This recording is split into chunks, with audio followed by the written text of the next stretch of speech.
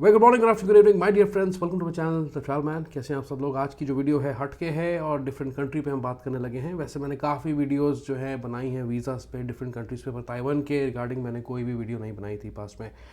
Then I also realise, और मुझे किसी ने बताया भी कि there is a requirement, they want to know the correct procedure.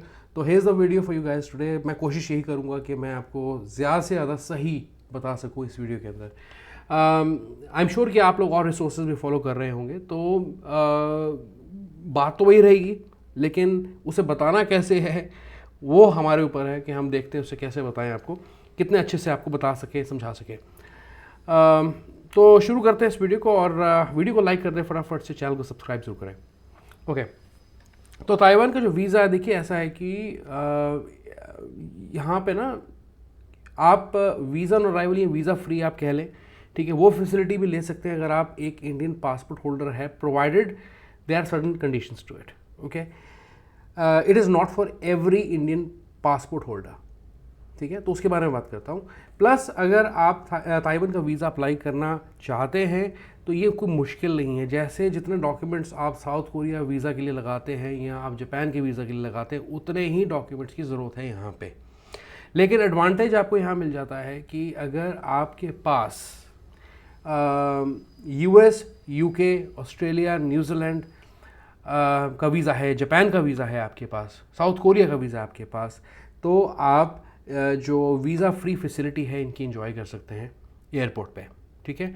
अगर आपके पास इन कंट्रीज़ का एक्सपायर्ड वीज़ा भी है, जिन भी कंट्रीज़ के मैंने नाम लिए, यूएस, यूके, फिर से बोलता हूँ, south Korea, Japan, Australia, New Zealand, Schengen visa, अगर इन कंट्रीज़ का वीज़ा आपके पास है और मान लीजिए आपका वीज़ा एक्सपायर भी हो गया है, तो भी आप जो है विज़िट कर सकते हैं ताइवान, ठीक है।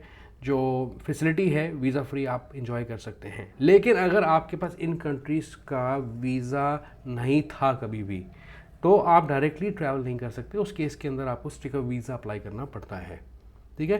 तो ये तो बात हुई एक। अब दूसरी इंपॉर्टेंट चीज़ यहाँ पे ये है, ये मैं आपको प्रूफ्स के साथ दिखाने लगा हूँ आज स्क्रीन पे, मैं मजाक नहीं कर रहा बिल्कुल भी। और एक चीज़ मैं आपको कहना चाहता हूँ कि अगर आपका वीज़ा एक्सपायर्ड भी है तो 10 साल से ऊपर पुराना वीज़ा आपका नहीं होना चाहिए, ठीक है। एक्सपायर्ड भी अगर है, वैलिड तो 10 साल के लिए नहीं रह सकता, ठीक है ना। लेकिन अगर एक्सपायर्ड भी है तो 10 साल से ऊपर पुराना वीज़ा आपका एक्सपायर्ड नहीं होना चाहिए।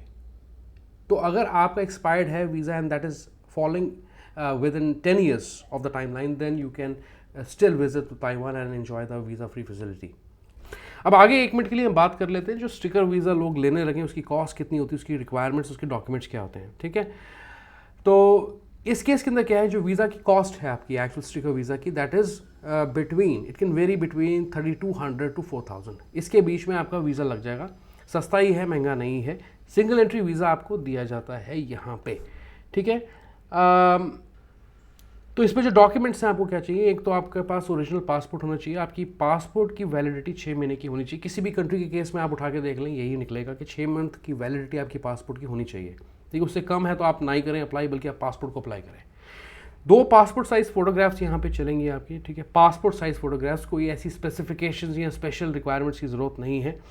वीज़ा एप्लीकेशन फॉर्म आप देते हैं, एक आपको ट्रैवल आइटनरी देनी होती है। वो आइटनरी का फॉर्मेट आप मेरी साइट के थ्रू डाउनलोड कर सकते हैं, या आप खुद ऑनलाइन रिसर्च करके कुछ ऑनलाइन आइटनरी साइट्स होती हैं वो निकाल लें, और उसमें दिया होगा कि इस जगह से इस जगह आप जाएंगे, इस दिन, दूसरे दिन आप ये करेंगे, तीसरे दिन आप ये करेंगे, आप वो निकाल सकते हैं, ठीक है। तो आपको किसी की मदद लेने की या पैसे खर्चने की ज़रूरत नहीं है, ये काम आप खुद भी कर सकते हैं ट्रैवल आइटनरी का।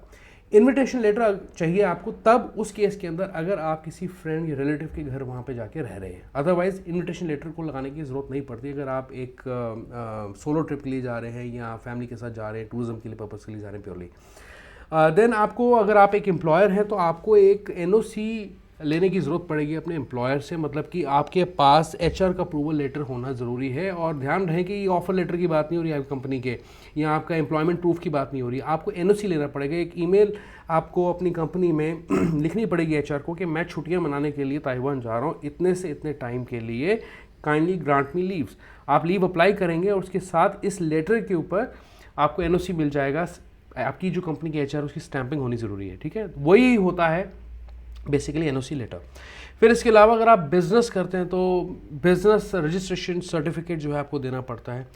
आप सैलरीड हैं तो आपको बैंक स्टेटमेंट यहाँ पे अपने अकाउंट की, जिस अकाउंट में आपकी सैलरी आती है वो आपको लगानी चाहिए।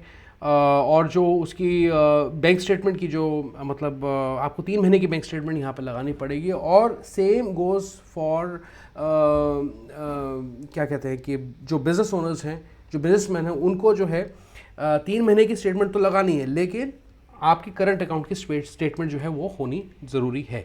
ओके, समझ में आ गया आपको। और इसके अलावा प्रूफ ऑफ अकोमोडेशन, मतलब कि कंफर्म्ड होटल रिजर्वेशन चाहिए और कंफर्म्ड फ़्लाइट्स ही चाहिए इस केस के अंदर अगर आप ताइवान का वीज़ा लगाने लगे हैं। ठीक है, एक इंपॉर्टेंट चीज़ के पासपोर्ट की वैलिडिटी के अलावा आपके पासपोर्ट में ब्लैंक पेजेस भी होने ज़रूरी हैं। अगर फ़ोटो की स्पेसिफिकेशंस की मैं बात करूँ, वैसे 3x5 4x5 पासपोर्ट साइज़ का एक स्टैंडर्ड होता है फ़ोटो का, तो आप वो लगा सकते हैं। लेकिन अगर कहीं आपको रिक्वायरमेंट आ जाती है कि फ़ोटो बड़ी चाहिए तो उसका जो साइज़ है 2x2 इंच का भी हो सकता है। ठीक है, ये एडिशनली मैं आपको चीज़ बता रहा हूँ, वैसे नॉर्मल पासपोर्ट साइज़ फ़ोटोग्राफ आपकी चल जाएगी। ठीक है, कवर लेटर आप लगाना ना भूलें, क्योंकि आप इतने सारे इसमें डॉक्यूमेंट्स लगा रहे हैं कि आपको कवर लेटर तो लगाना ही पड़ेगा। तो कवर लेटर का फॉर्मेट चाहिए, मेरी साइट पे आप इनविटेशन लेटर का फॉर्मेट भी ले सकते हैं, कवर लेटर का भी ले सकते हैं, सब कुछ दिया हुआ है, बस आपको उसको थोड़ा एडिट करना है। ठीक है, तो ये रही बात उन लोगों की जो लोग स्टिकर वीज़ा लेंगे। मान लीजिए अगर आपके पास UK, US, south Korea, Australia, New Zealand या शेनिगन वीज़ा का रीजन का वीज़ा नहीं है, और अगर है तो अच्छी बात है, अगर नहीं है या अगर है तो वो 10 साल से ऊपर पुराना वीज़ा था, कभी आप 15 साल पहले गए थे कहीं इन कंट्रीज़ के अंदर, तो वो नहीं चलेगा। उस केस के अंदर आपको स्टिकर वीज़ा अप्लाई करना पड़ेगा। ठीक है, now coming back to the visa free facility, तो मैं आपको स्क्रीन पे लेके चलता हूँ और आपको एक इम्पॉर्टेंट जो रिसोर्स है वो दिखाना चाहता हूँ। तो जो लोग वैलिड वीज़ा होल्डर्स हैं US, UK, Schengen, Japan, Australia, south Korea, New Zealand, Australia के, उनको जो है बेसिकली एक आरओसी भरना पड़ता है। उसका लिंक आपको डिस्क्रिप्शन में ज़रूर मिलेगा, और साथ ही साथ उसकी क्या रिक्वायरमेंट्स है, उसमें कुछ इंपॉर्टेंट पॉइंट्स हैं जो हमें पढ़ने चाहिए, मैं समझता हूँ। और चलने से पहले आप जो है इस फॉर्म को भरें। अब ये कोई पूछ सकता है मुझसे कि कितनी देर पहले हमें भरना चाहिए, तो मैं आपको ये कहूँगा मेरा पर्सनल एक्सपीरियंस के हिसाब से कि आप चलने से 96 घंटे के बीच में, 72 आवर्स के बीच में इस फॉर्म को मिनिमम भर दें। ठीक है, ताकि आपको कोई आगे चैलेंजेस ना आए। तो फटाफट से स्क्रीन पे आपको लेके चलता हूँ, और यहाँ पे आप देखेंगे तो ये लिंक है, आप ऊपर देख सकते हैं nispd.immigration.government, ये ऑफिशियल गवर्नमेंट का लिंक है इमिग्रेशन का। और यहाँ पे बड़ा क्लियरली दिया है कि online application for ROC Taiwan travel authorisation certificate applicable to citizens of India, Vietnam, Indonesia, Myanmar, Cambodia and Laos. Okay, तो इसमें इंडिया का नाम बहुत क्लियरली दिया है।